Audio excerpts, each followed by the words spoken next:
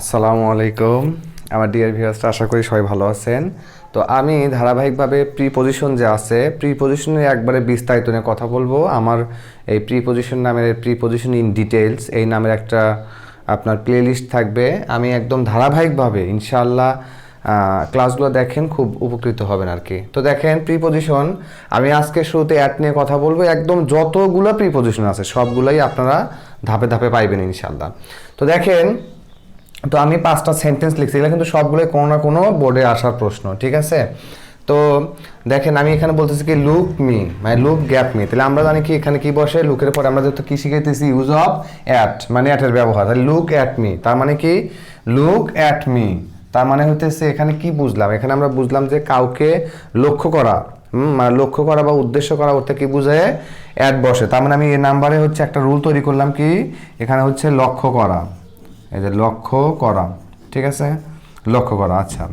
তাহলে লক্ষ্য করার উদ্দেশ্যে কি বসে, প্রিপজিশন অ্যাট বসে, ঠিক আছে? 2 নাম্বার দেখেন, হি কেম হেয়ার গ্যাপ 7 PM। তাহলে এখানে কি বসবে, এখানে যেহেতু অ্যাটের ব্যবহার তাহলে এখানে অ্যাট বসবে। তো এখানে কি বুঝলাম যে নির্দিষ্ট যে সময়, তাহলে নির্দিষ্ট সময়ের আগে কি বসে, অ্যাট বসে। যেমন দেখেন যে হি কেম হেয়ার, সে এখানে এসেছিল গ্যাপ 7 PM, মানে পোস্ট মিডিয়াম, মানে দেখ সন্ধ্যা 7টার সময় এসেছিল।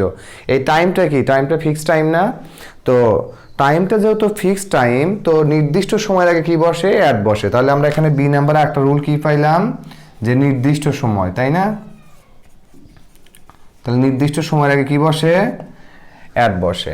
এরপরে দেখেন সারা lives gap Sirajganj gap Dhaka. তো আমরা জানি যে নর্মালি ছোট স্থানের আগে হচ্ছে অ্যাট বসে, তবে একটা সেন্টেন্সে যদি দুইটা স্থান থাকে, একটা সেন্টেন্সে যদি দুইটা স্থান থাকে, ধরেন যে দুইটা স্থানের মধ্যে, ধরেন যে যেমন এখানে সিরাজগঞ্জ আর এখানে আছে ঢাকা, তো দুইটা স্থানের মধ্যে যেটা ছোট তার আগে অ্যাট বসবে, যেটা বড় তার আগে ইন বসবে।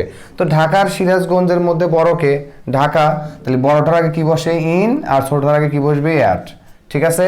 তাহলে সি নাম্বার আমরা কি পাইলাম, যে দুইটা স্থানের মধ্যে ছোটর আগে কি বসে, ছোটর আগে হচ্ছে অ্যাট বসে, ছোট স্থানে অ্যাট বসে। আচ্ছা, এরপরে দেখেন ডি নাম্বার, তাহলে কি হবে, দেখেন ডি নাম্বারে বলতেছি প্লিজ ওপেন গ্যাপ পেজ 45। তাহলে দেখেন এই রুলটা, এটা কিন্তু সেম বির মতো, এই ডি নাম্বারটা কিন্তু সেম বির মতো, সরি বি, হ্যাঁ ডি নাম্বারটা সেম বির মতো। দেখেন প্লিজ ওপেন, দয়া করে খোলো, অ্যাট কি, অ্যাট হচ্ছে 45 পেজ। তার মানে যখন নির্দিষ্ট একটা বিন্দুতে থাকবে, মানে নির্দিষ্ট কোনো কিছু, যেমন দেখেন এখানে সময়টা নির্দিষ্ট ছিল, এখানে পেজটাও নির্দিষ্ট, যে আপনাকে একদম 45 নাম্বার পেজটাই আপনাকে ওপেন করতে বলতেছে, 45 নাম্বার পেজটাই আপনাকে খুলতে বলতেছে, 45, 50, 47 যাই বলুক, তাহলে যেহেতু নির্দিষ্ট, তো নির্দিষ্ট তাহলে কি, নির্দিষ্ট স্থির বিন্দু, তাহলে কি নির্দিষ্ট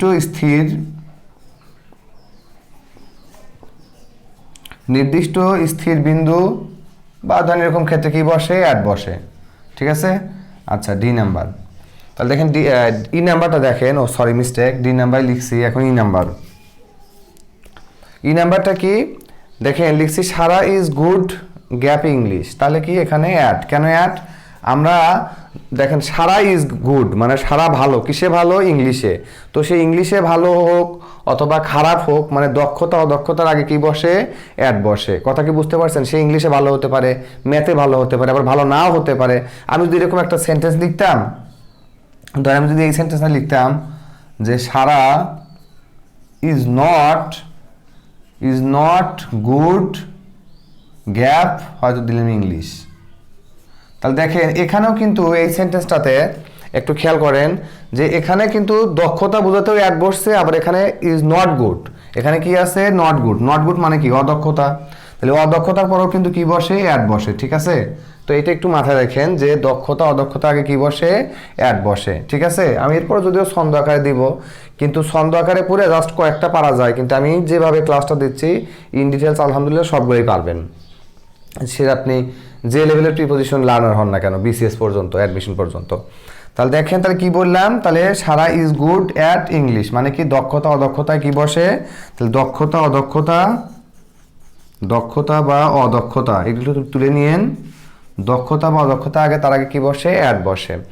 এরপরে দেখেন এফ নাম্বারটা, দেখেন এফ নাম্বারটা কি দেওয়া আছে, সে studies zoology gap Sirajganj university, মানে সে প্রাণীবিদ্যা বিষয়ে কোথায় অনার্স করে?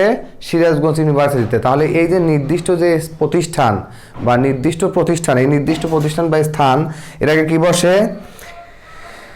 এটাকে কি বসে? তাহলে নির্দিষ্ট কি আছে? শিক্ষা প্রতিষ্ঠান। তাহলে নির্দিষ্ট শিক্ষা প্রতিষ্ঠান আগে কি বসে? অ্যাট বসে। এই যে সিরাজগঞ্জ ইউনিভার্সিটি যেহেতু একটা শিক্ষা প্রতিষ্ঠান, তাহলে কি বুঝলাম যে এখান থেকে কি অ্যাট অবশ্যই। তাহলে নির্দিষ্ট শিক্ষা প্রতিষ্ঠান, নির্দিষ্ট শিক্ষা প্রতিষ্ঠান, ঠিক আছে। তাহলে নির্দিষ্ট শিক্ষা প্রতিষ্ঠান আগে কি বসে? নির্দিষ্ট শিক্ষা প্রতিষ্ঠান আগে অ্যাট বসে। বুঝতে পারছেন? তো আমি ধারাবাহিকভাবে ইনশাল্লাহ এইভাবেই শেষ করব। তো টিল দেন এই অ্যাটের হচ্ছে 3টা পার্ট হবে, 5টা করে, মানে আমি আমার সবগুলো পার্টে 5টা করে, মানে 5টা করে নিয়ম দিব ইনশাল্লাহ। মানে আপনি এই প্লেলিস্টটা যদি শেষ করতে পারেন, মানে আমরা এটা যদি কোর্সটা শেষ করতে পারেন ইনশাল্লাহ আপনার সমস্যা হওয়ার কথা না। ঠিক আছে, তাহলে আমি কি বুঝলাম আজকে ক্লাসে? লক্ষ্য করা, মানে লক্ষ্য করা নির্দিষ্ট সময়, ছোট স্থান, নির্দিষ্ট স্থির বিন্দু, নির্দিষ্ট হচ্ছে স্থির বিন্দু, আরটা হচ্ছে কি দক্ষতা অদক্ষতা, আর নির্দিষ্ট শিক্ষা প্রতিষ্ঠান। এগুলোর আগে কি বসে? অ্যাট বসে। তো সবাই ভালো থাকেন, পরবর্তী পাঠের আমন্ত্রণ রইল। আসসালামু আলাইকুম।